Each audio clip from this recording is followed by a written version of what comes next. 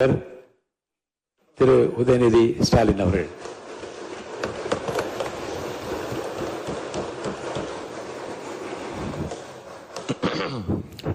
மாண்புமிகு பேரவைத் தலைவர் அவர்களே, துணைத் தலைவர் அவர்களே, முதலமைச்சர் அவர்களே, 17வது சட்டமன்ற பேரவையின் எதிர்க்கட்சி தலைவராக எனது முதல் உரை இது. பகுத்தறிவு பகலவன் தந்தை பெரியார், தமிழ்நாட்டுடைய தலைமகன் பேரறிஞர் அண்ணா, வீண தமிழ்நாட்டுடைய சிற்பி முத்தமிழறிஞர் டாக்டர் கலைஞர்,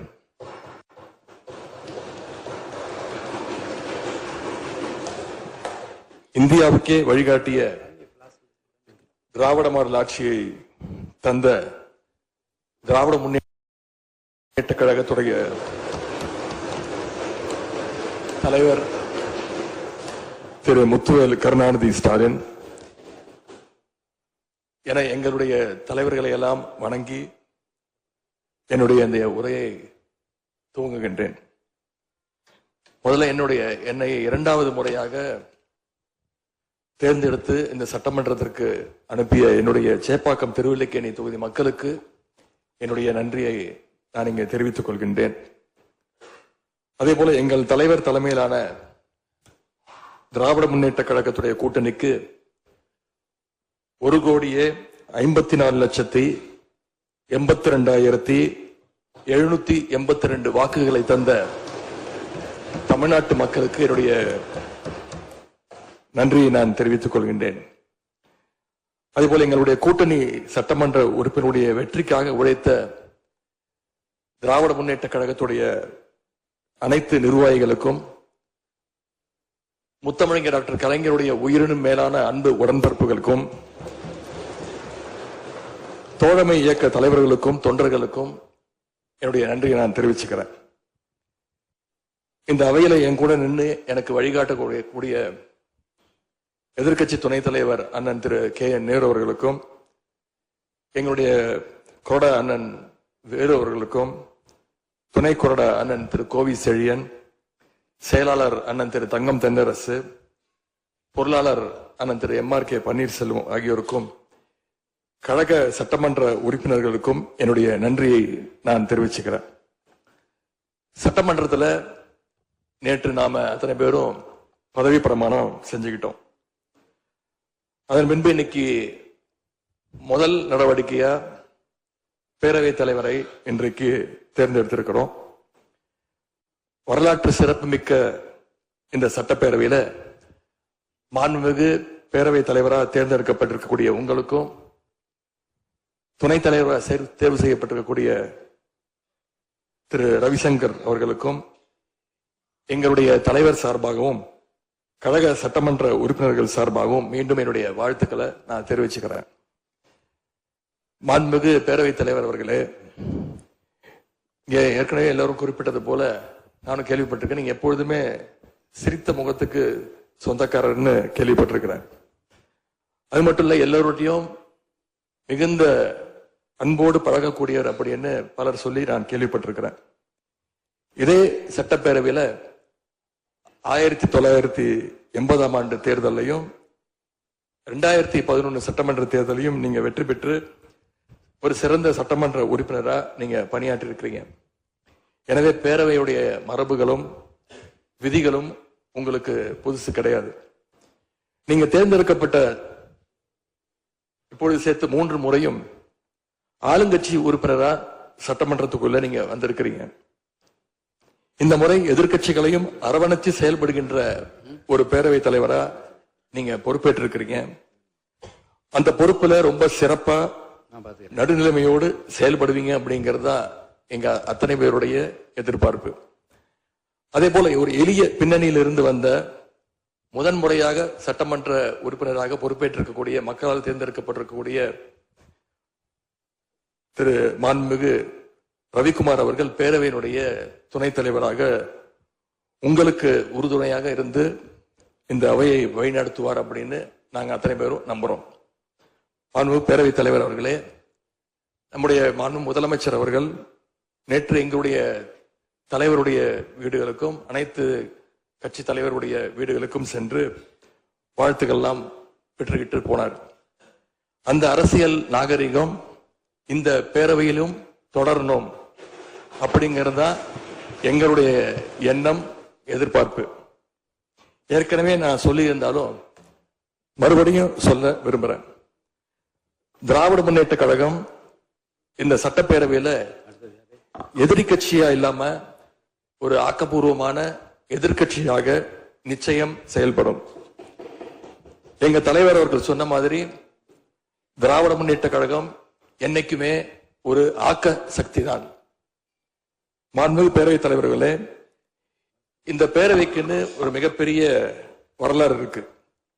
இன்னைக்கு இந்தியாவில பண்பாட்டு ரீதியாகவும் பொருளாதார ரீதியாகவும் தமிழ்நாடு சிறப்பா முன்னேறி இருக்கு அப்படின்னா இந்த பேரவையில் நடந்த விவாதங்கள் எடுக்கப்பட்ட ஒரு காரணம். பிற மாநிலங்களுக்கெல்லாம் ஒரு எடுத்துக்காட்டாக வழிகாட்டக்கூடிய வகையில செயல்பட்டு இந்தியாவையே திரும்பி பார்க்க வச்ச சட்டமன்ற பேரவை இந்த தமிழ்நாட்டு சட்டமன்ற பேரவை. அப்படிப்பட்ட இந்த பேரவையில ஆரோக்கியமான ஆக்கப்பூர்வமான விவாதங்களுக்கு இடம் கொடுத்து ஜனநாயக மாண்புகளுக்கு முக்கியத்துவம் கொடுத்து பேரவைத் தலைவர் அவர்கள் என்றைக்கும் நடுநிலைமையோடு செயல்பட வேண்டும் என்று நாங்கள் அனைவரும் விரும்புகின்றோம். நாம எங்க ஆளுங்கட்சி எதிர்கட்சி அப்படின்னு எதிர் வரிசையில் உட்கார்ந்து இருந்தாலும் தமிழ்நாட்டுடைய வளர்ச்சின்னு வரும்போது நாம் அனைவரும் ஒரே வரிசையில முன் வரிசையில் நின்று உழைக்கணும்னு நான் விரும்புகிறேன். அதைத்தான் தமிழ்நாட்டு மக்களும் எதிர்பார்த்துக்கிட்டு இருக்கிறாங்க, விரும்புறாங்க. திராவிட முன்னேற்ற கழகமும் அதைத்தான் விரும்புது. எங்களுடைய தலைவர் அவர்கள் கடந்த 5 ஆண்டுகள்ல அடிக்கடி சொல்ற ஒரு வார்த்தை, இது எனது அரசு அல்ல நமது அரசு என்று எங்களுடைய தலைவர் அவர்கள் அடிக்கடி சொல்லுவார்.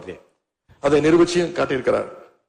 சென்ற திராவிட மாடல் அரசுங்கிறது வாக்களிச்ச மக்களுக்கு மட்டும் இல்லாம வாக்களிக்காத மக்களுக்குமான அரசாகத்தான் செயல்பட்டு வந்தது.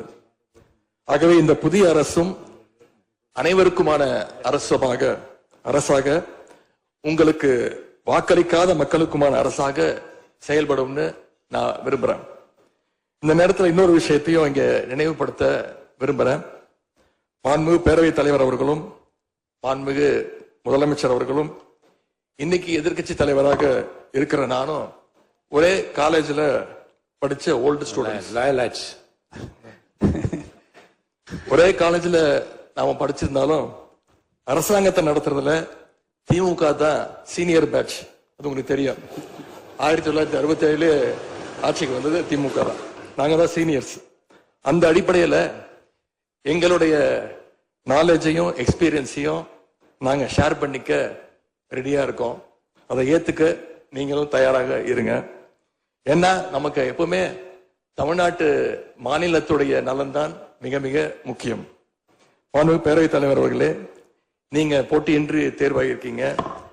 மாண்புமிகு முதலமைச்சரும் எதிர்கட்சி தலைவரான நானும் உங்களை அவை முன்னவரும் இந்த இருக்கையில உட்கார வச்சிருக்கிறோம், அமர வச்சிருக்கிறோம்.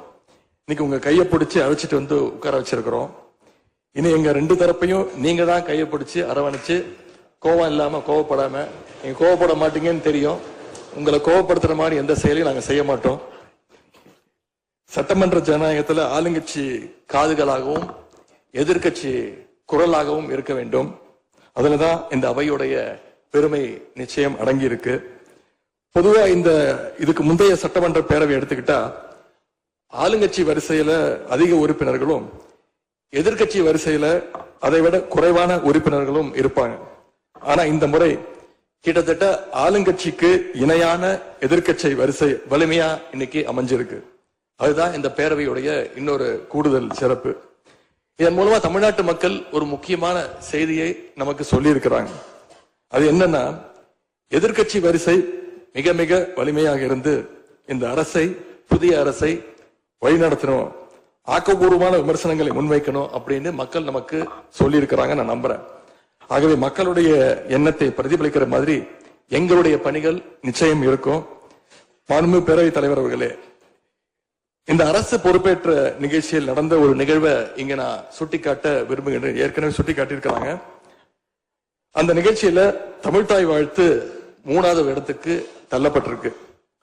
இது தமிழ்நாட்டு மக்கள் மத்தியில மிகப்பெரிய ஒரு கோபத்தையும் அதிர்ச்சியையும் ஏற்படுத்தி இருக்கு. அதை எதிர்கட்சிகள் எல்லோரும் விமர்சிச்சிருக்கிறோம். அதுக்கு ஆளுங்கட்சியும் ஒரு விளக்கத்தையும் கொடுத்திருக்கிறாங்க. நானும் பார்த்தேன். எங்களோட கருத்து என்ன அப்படின்னா, பாஜக ஆட்சிக்கு வந்திருக்கக்கூடிய மேற்கு வங்க மாநிலத்துல பதவியேற்பு நிகழ்ச்சியின் போது வந்தே மாதரம் பாட்டு பாடப்படல. ஆனா இங்க தமிழ்நாட்டுல அது பாடப்பட்டிருக்கு. மேற்கு வங்கத்துல இன்னைக்கு யாரு ஆளுநரா போய் உட்கார்ந்து இருக்காங்க அப்படின்னு உங்க அத்தனை பேருக்கும் தெரியும். நான் சொல்ல வேண்டிய அவசியம் இல்லை.